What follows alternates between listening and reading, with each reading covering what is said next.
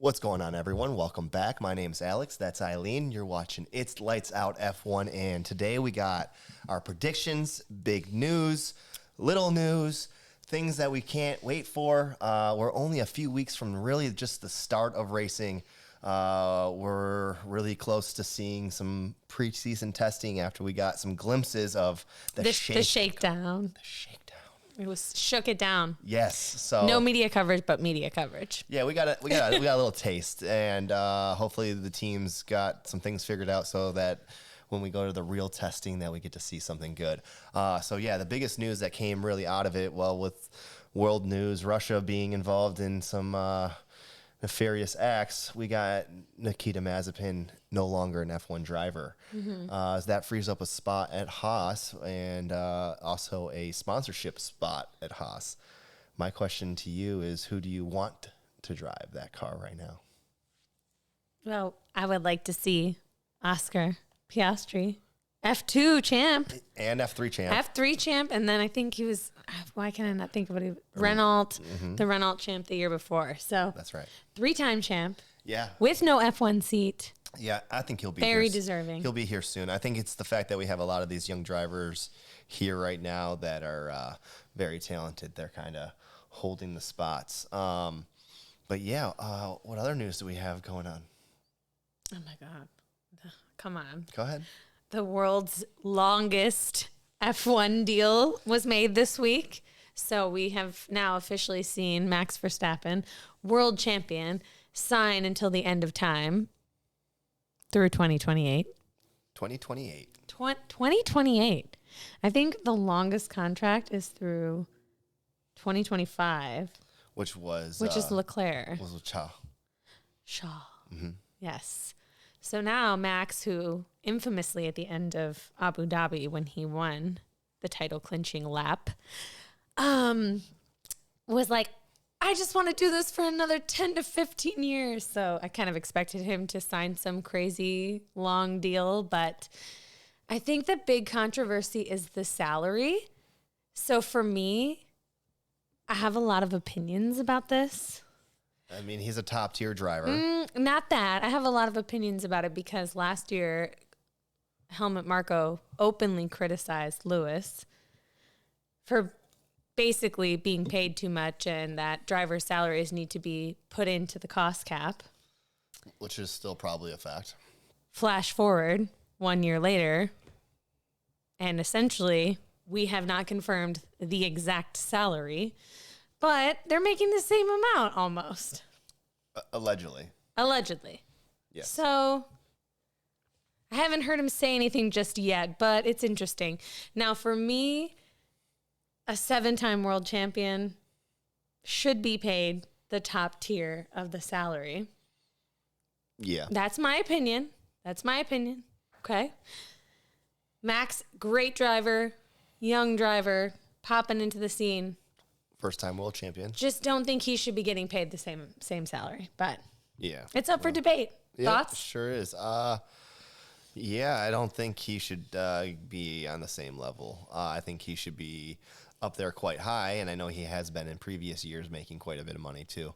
But I mean, there's sports agents, there's driver agents, there's people involved making the deals, and they're willing to keep him involved in that program. I mean, but why wouldn't you? I mean, I understand why Red Bull is like putting a ring on it and securing that forever. Well, yeah, he's going to secure, they're going to secure it for his majority of his good pro career for sure. You know, where he goes after that, who knows? But yeah, he is set for a while.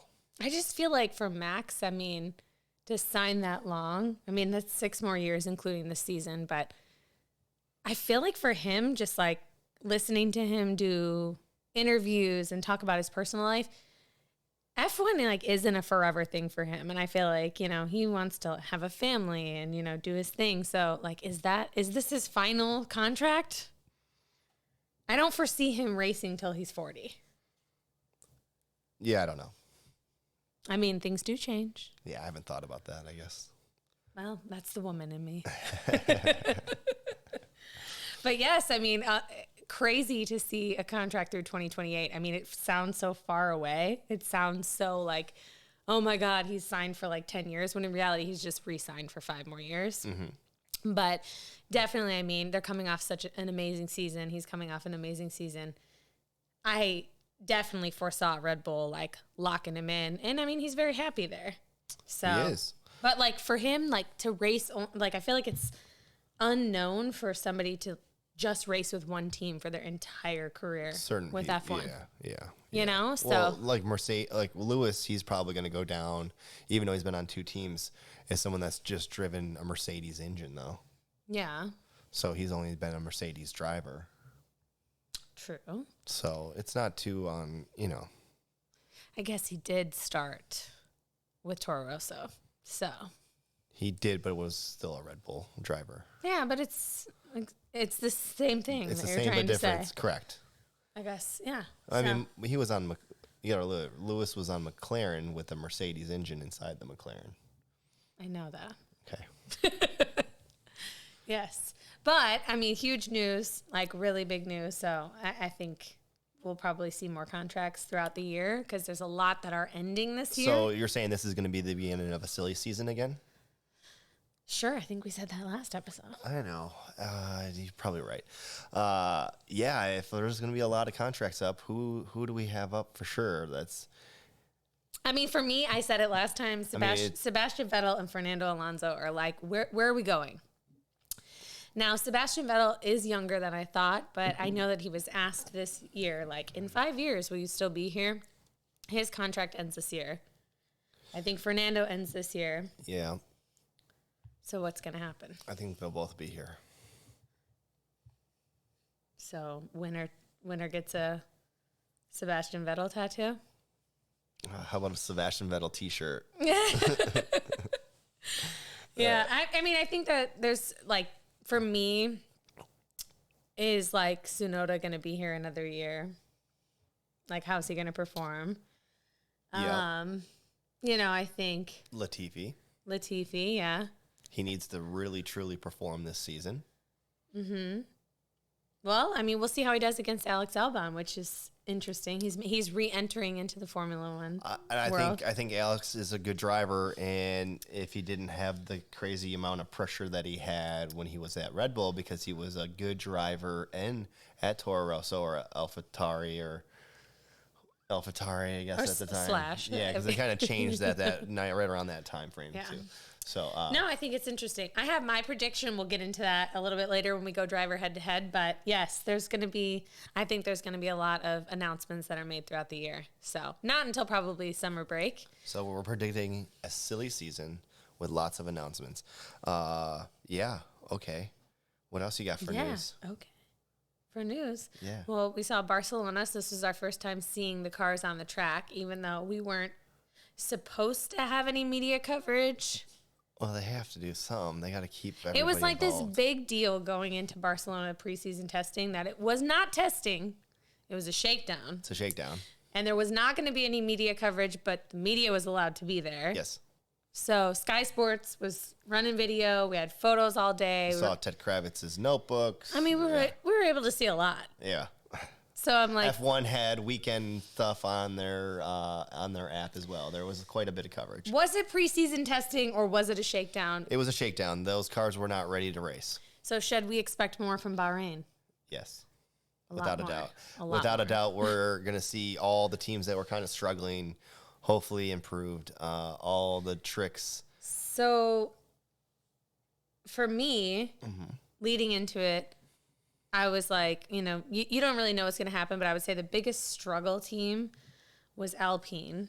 And there's been a lot of talks about them having They some were major one of the issues. top struggling teams for sure. So we're just going to get into it. Okay. Yeah. Okay. Sure. Okay. Well, that's what you were leading into. I was. You're right. Yeah. So you think Alpine was the most struggle team?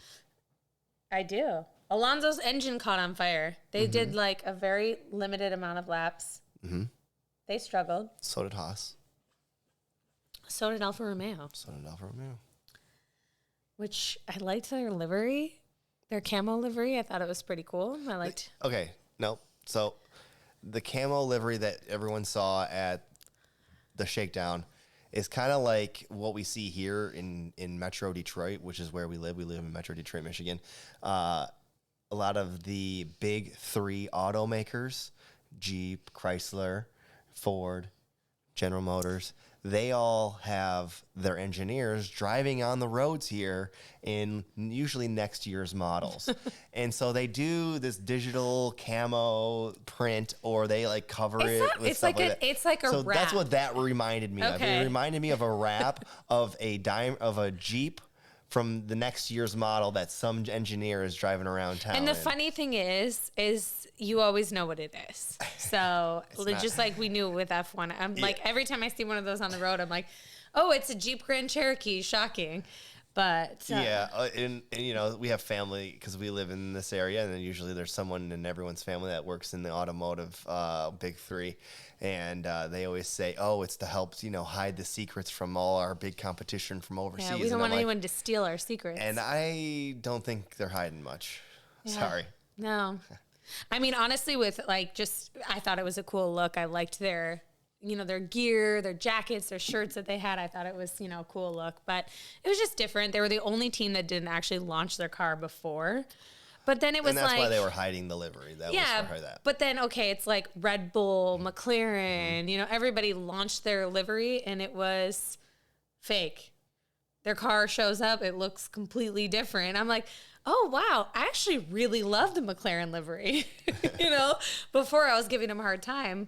Yeah, you didn't really even Red Bull, but everybody, I'm sure even going into Bahrain, we're going to see so many different things. The car is going to look totally different. Yeah, we're already hearing that from the team principals that it's going to be like a completely different car going into the first race. Lots of teams are taking upgrades, so craziness. Yeah, but all right, so let's get into why we're here, our predictions on who we're going to think is going to win. Who we think is going to be the biggest loser? Okay. Okay. But before we get there, if you guys haven't, please like, subscribe, dislike, comment, whatever it is. We need your guys' help to build this page, build this community, and it always helps us if you just do that. So if you haven't, please do. All right. So let's go driver head to head. Yeah. So who do you think is going to win the whole thing? I mean, Drivers champion. Yep. I'm going with Lewis. Okay. I'm going with Lewis because if you think you saw the best of him at the end of the season, you just wait. And I quote. Okay. All right. I'm going to go with Carlos. What? To win it all? To win it all this year. Okay.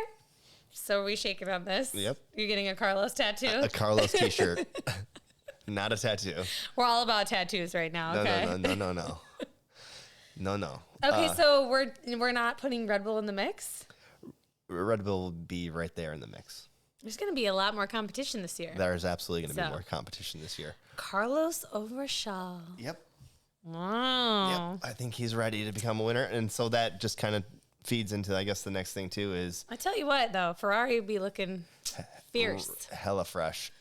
Even though all we hear is Mercedes saying that Ferrari's ahead of them by 2 months, and then Ferrari saying that they're going to go into Bahrain, with Mercedes being 2 to 3 months ahead of them. So, but Ferrari's car was the best. Yeah, it looked good, and they drove it really, really well. And they were already top-tier drivers, and with what he did last year, I think... yeah, he did a great job. I'm super excited. I think Carlos has got it. Yeah. I think he's determined. However, he has yet to get, a race win? Mm-hmm. So he's got that to do this year as well. And I think he's going to get multiple. You know what? There's going to be a lot of new race winners this year, and I can't wait. Yeah, what do you think? Give me a prediction. Ask me. Okay, well, first of all, George Russell is getting his first race win this year. So these are first race wins. Okay, George Russell. I'm not saying he's getting it first. I'm saying he's getting a first race win. Okay.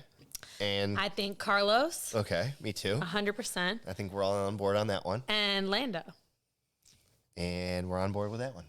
I think as well. I think those three getting their first race wins in 2022.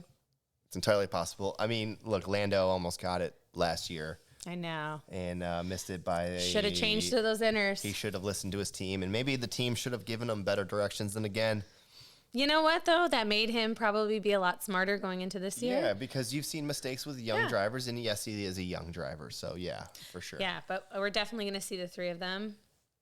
Yeah, it's going to be super get their exciting. Race wins. Who's gonna be like a wild card? Who's going to be like an Esteban Ocon this year? Like Pierre already won. Yeah, so Pierre got his first race victory, right? Ocon got his race victory. So wild card. I would love to see Sebastian Vettel get a win this year. Yeah, but you know, can we see Aston Martin come back? You're right. He's a 4-time world champion, and he could definitely win. If they are, I think they're having some car issues, and they've been able to hide it since the shakedown. So I they're a little unknown for me. So maybe a wild card. Yes. Okay, that's very fair. Yeah. Yep. Okay. Sebastian Vettel is a wild card. You're right. Very good call. Yeah. I don't know. Williams was looking good too. So maybe we'll see Alex Albon get his first win. Yes, and he's been up there when he was in the Red Bull. He was very close to getting on the podium, and he did get on the podium. Yeah, but he got bumped out by Lewis twice. He's been taken out by Lewis a few times. Yeah. Well, we'll see. We'll see how Alex does in a Williams with a Mercedes engine and a Red Bull sponsored driver. So it's a Red Bull driver, you know. All right, so that was the biggest wild card. What else you got? Who's gonna win the constructors? Wow. All right, I think it's gonna be Ferrari. Wow. I'm feeling like I need to go with Mercedes just because I'm feeling really confident behind George coming into the team. Yeah, those two are going to be a threat. You're right. I'm excited. You're not wrong. You're not wrong. I'm excited. I feel like I need to go with them. You know, I feel like I'll know more once. It's so hard to tell. Are they like action? No one's giving it everything. We don't know what's going on. You don't know anything until Q3. We don't know anything until Q3. Q3 in Bahrain. And Max said it best. He literally said that in Barcelona. Yeah. We don't know anything until we get to Q3. So. That's right. So we will know then exactly what everybody has. I am going to go with Mercedes personally because I just feel they're very hungry. Okay. There's a lot of drama. All right. Who do you think is... Go ahead. Let's go head to head. Starting with Mercedes. George or Lewis? Lewis, yeah. Okay. Red Bull. Max. Yeah. Okay. Ferrari? Carlos. I feel Carlos too. Yeah. McLaren? Danny's going to have a better year because he's really feeling the car this year. He is going to have a better year. I think he actually will get a win, another win. I think Lando, though. I think Lando, too. He's, Mercedes or McLaren is such a good team. And to count them not even to mention them in some of these other predictions is kind of harsh. And they had a rough back half of the season. They did, and they are my favorite team, and I do like a lot. You know, if I could drive a car, I'd drive a McLaren for sure. But for me, I think they have a lot to prove, and we're gonna see really what happens very, very soon. Mm-hmm. All right, next team. AlphaTauri, Pierre. Yeah, Pierre. Okay. Alpine. Esteban for me. What was it last year? Was it Esteban last year too, or was it Fernando? I think it was Fernando. It was really close. I'm gonna go Fernando. Good for you. Yeah, Okay. He's a champion. He's a world champion. Yeah, good for him. He's a world champion. He's still feeling good, and he said he's feeling better. So we'll see how the car goes. Okay. Next, Alfa Romeo, Bottas. Hey. Yeah, he's got a rookie teammate, so he needs to allow that driver to grow and help him grow into an F1 driver too. So we'll see because he's China's first F1 driver. I know. I'm excited to see what Valtteri does at his new team. I think he's going to be happy. I think the stress is less, and he's going to be able to focus mostly on driving instead of. Absolutely. I think he loved his time at Mercedes, like he said a million times. He did. I think it's a lot of work, and it wears on you, especially when you're. Well, the most stressful part was that he only signed like 1-year contracts year over year. Back to yeah. I mean, I would be stressed the same way, but I'm excited to see like what he does with his.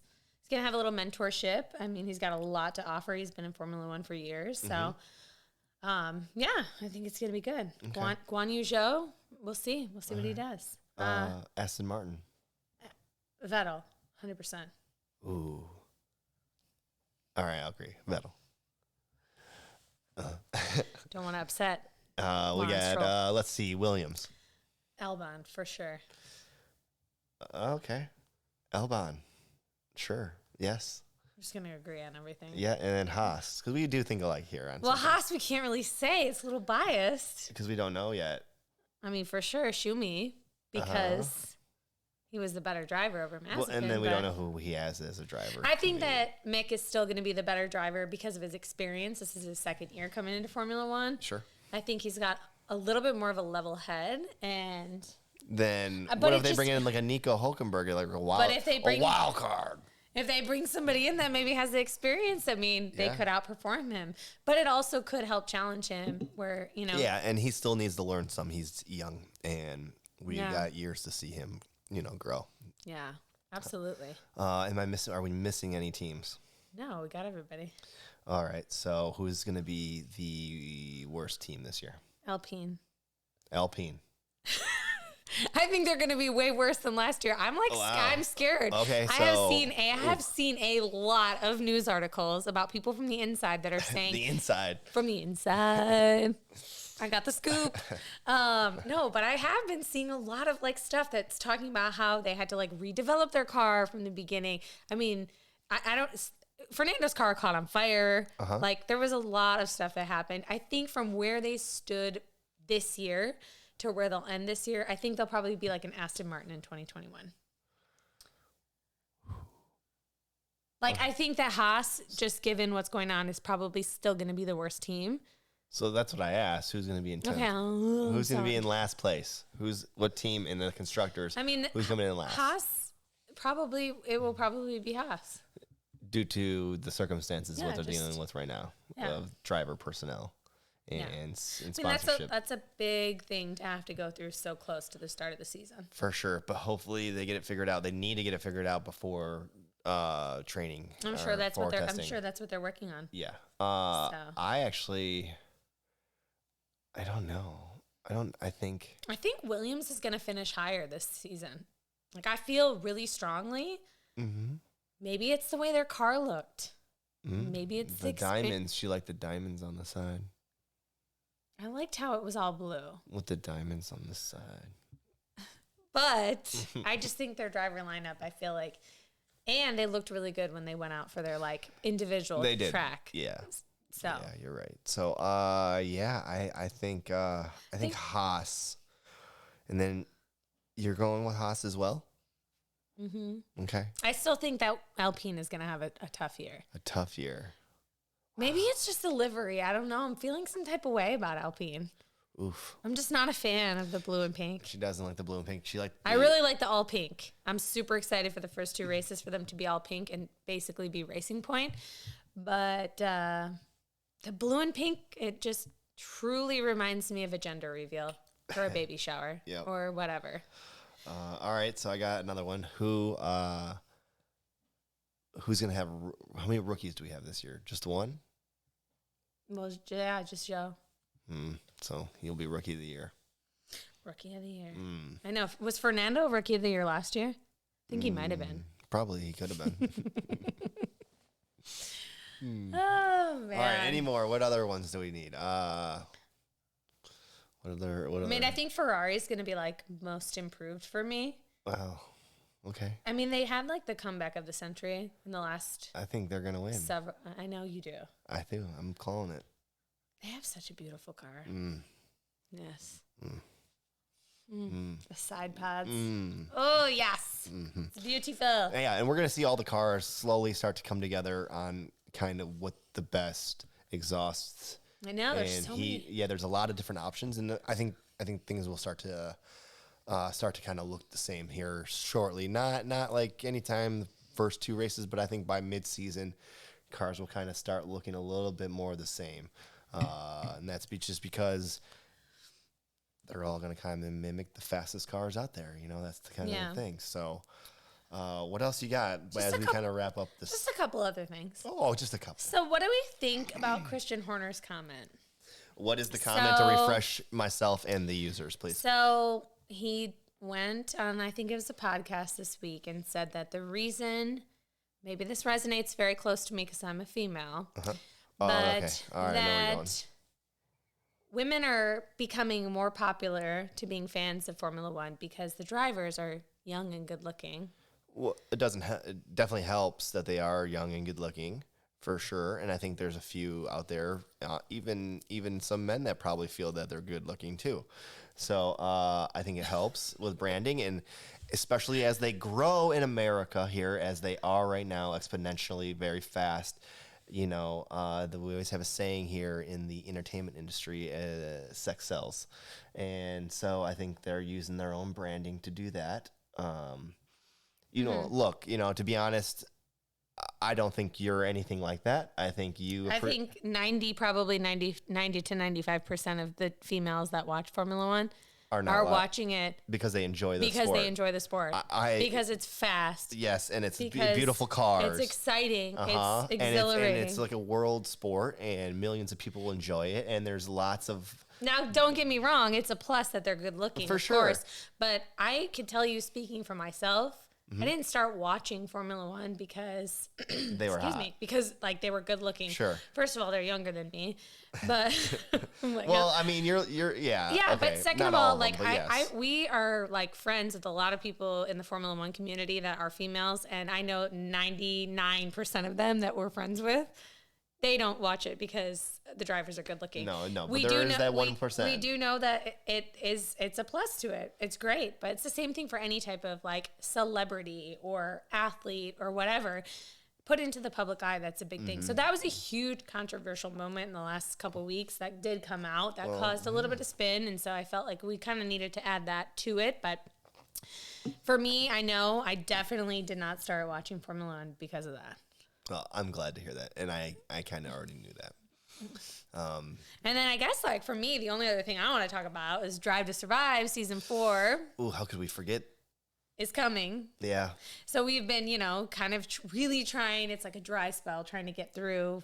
What can we really entertain ourselves with? So we finally got the trailer for Drive to Survive 4. Yep, and I know a few people in the F1 community, they've gotten to watch the first 8 episodes, and we've gotten some comments and reviews from them. So we're patiently waiting, very excited. We're patiently waiting. The last 2 have not been named. There's been a lot of speculation going around. They need approval. There's a lot of people that have to approve that with Netflix and producers and all I want to know is Danny Ricciardo the main character of Drive to Survive? He's a very likable character in real life. Netflix has made him, which I'm okay with. Yeah. The main character. Well, why of the not? show. When he's very positive, very happy, very outgoing, Funny, all the time. very funny. He's always on, you know, and it takes a lot of energy to always be on. And like, look, he brings the energy, and he is funny. It helps that he's a good driver, you know. Okay, so he's the main character, and the narrator is Christian Horner. Yeah, he's been the main narration over the past few seasons. He You're certainly right. has. And I am sure that's going to continue. I don't know. I'm excited to see what happens with Drive to Survive. Now, look, I'm excited. We got to see everything in real life and real happen. So when we watch Drive to Survive, it's always kind of cut and pasted all around on their own timeline and not the real world timeline. For entertainment, yes. Yeah, and there is some that's right. It takes that to make a good television show. A good reality television show. Yeah.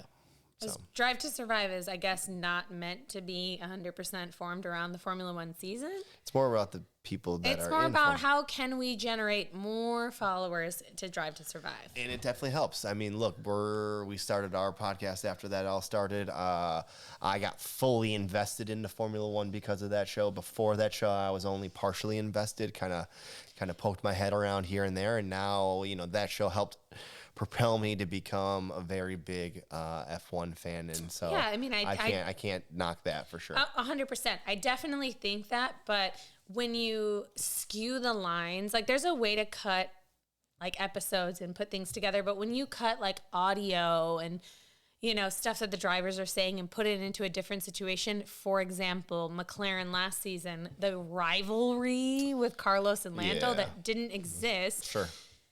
That's when we cross the line to like now we're fake. fabricating it. Yeah. So I'm a little nervous on what this season's gonna look like because Max and Lewis had such an intense battle that like, what are they gonna make this into? And it's so funny because Max did an interview and he's like, the one scene where they bumped shoulders and Lewis was like, "Oh, sorry." Max was like, "They're probably gonna blow that out of proportion." They could. No, for sure, 100% probably. But the reality is that the main fans know. We do. I know. But the thing is truth. like, You know the truth. I'm watching I know, it for entertainment. But when you think about it, if I'm a new fan and I'm watching Drive to Survive and I see that these two rivals are like, they hate each other, I'm going to come into the sport and be like, I have to hate this person, is a lot of these new fans that are coming in. Because that's what we've created. So I love Drive to Survive. It's definitely great. I love to re-see it. I can tell you for sure that I had some crying moments last season too, re-watching it and just seeing the Sergio win, the Pierre win, the Roman Grosjean. Like there's a lot of great things that get highlighted, but there is some blurred lines that can create like problems and in the real world, I guess. Yes. Yeah. So we are excited. Needless to say, it'll be out.